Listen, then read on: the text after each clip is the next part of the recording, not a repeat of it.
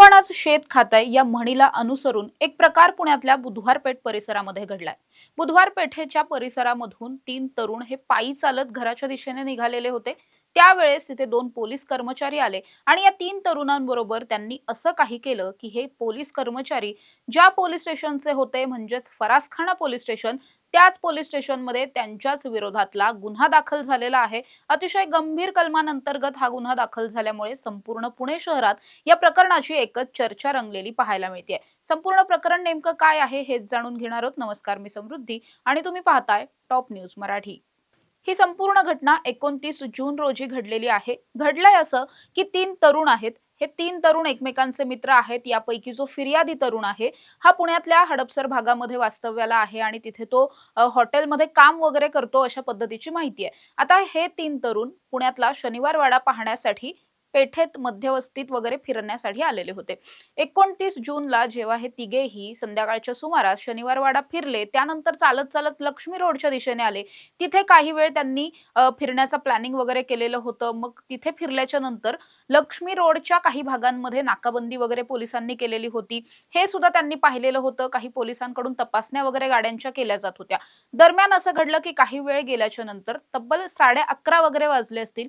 11:30च्या सुमारास हे तिघेही पायी चालत चालत निघालेले होते। एटीएम गल्ली नावाची जी बुधवार पेठेतली जागा आहे त्याच गल्लीतून हे तिघे सुद्धा निघालेले होते। मात्र त्याच वेळेस त्यांच्या जवळ 2 पोलीस कर्मचारी पोहोचतात। दोघेही टू व्हीलर वरून आलेले असतात। एकाचं नाव आहे राहुल दाभाडे तर दुसऱ्याचं नाव आहे विवेक पाटील।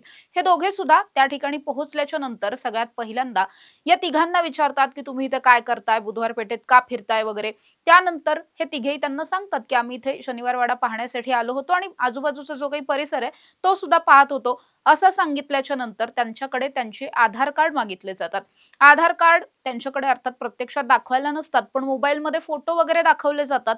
त्यानंतर हेच दोघे पोलीस कर्मचारी मिळून त्या तिघांना असं सांगतात की तुम्ही बुधवार पेठेत फिरताय, तुमच्यावरती गुन्हा दाखल होऊ शकतो, तुम्हाला थेट कोर्टात आम्ही घेऊन जाऊ शकतो असं म्हटले। त्यानंतर हे तिघे सुद्धा त्यांच्या स्वतःच्या बचावात्मक भूमिकेमध्ये येत त्यांनी असं सांगितलं की आम्ही तर काहीच केलेलं नाहीये, मग आमच्यावरती गुन्हा कसला दाखल करता, आम्हाला का कोर्टात खेचता असं म्हटल्याच्या नंतर मात्र हे दोघेही जण म्हणजे जे पोलीस कर्मचारी होते त्यांनी या तिघांकडून प्रत्येकी 5-5 हजार रुपयांची मागणी केली। जर तुमच्यावरती कुठलीही कारवाई करायची नसेल तर आम्हाला 5-5 हजार रुपये द्या असं सांगितलं। अर्थात या तिघांकडेही तितके पैसे नव्हते।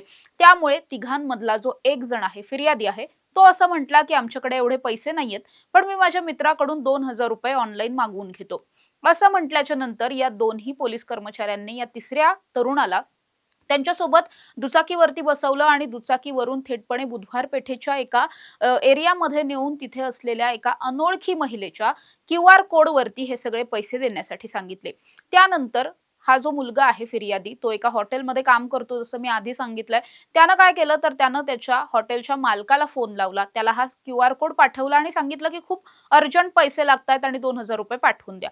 तसं केल्याच्या नंतर 2,000 रुपये या मालकानं पाठवले सुद्धा, त्याचा स्क्रीनशॉट सुद्धा पाठवला की पैसे सेंड झालेले आहेत असं म्हटल्याच्या नंतर हे दोन्ही पोलीस कर्मचाऱ्यांनी या तरुणाला तंबी दिली की घडलेला जो काही प्रकार आहे तो कुठेही कुणालाही सांगायचा नाही, नाहीतर तूच अडचणीत येशील असं म्हणून हे दोघेही तिथून निघून गेले।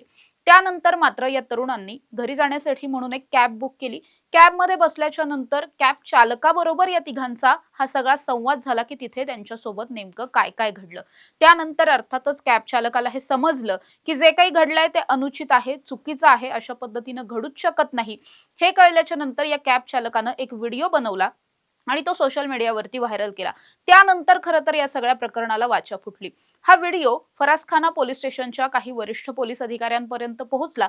त्यानंतर संबंधित तरुणाला त्याचा शोध घेतला गेला आणि मग त्याच्याकडून ही सगळी जी काही आपोबिती होती ती त्याने कथन केली आणि त्यानुसार मग तक्रार वगैरे दाखल करून घेतली। त्यानंतर आता खंडणीचा गुन्हा सुद्धा या दोघांच्या विरोधात दाखल करण्यात आलेला आहे। विशेष म्हणजे असं म्हटलं जातंय की हे सगळे प्रकार बुधवार पेठेच्या भागामध्ये पहिल्यांदा घडत नाहीत। अनेकदा अशी प्रकरणं बुधवार पेठेत घडत असतात।